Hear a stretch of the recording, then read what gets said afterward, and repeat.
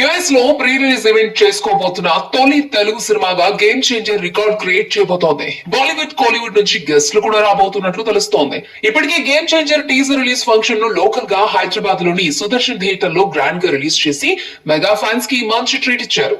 జనవరి 10 వస్తున్న game changer ఇంకా సరైన ప్రమోషన్ స్టార్ట్ చేయలేదు అని వస్తున్న కామెంట్స్ కు చెక్ పెడుతూ దిల్ రాజు ఓ అడుగు ముందుకేశాడు. ఇప్పటి వరకు ఎవరూ చేయని విధంగా నెవర్ బిఫోర్ అన్నట్లుగా యుఎస్ లో first time movie pre release event ను ఏర్పాటు చేశారు.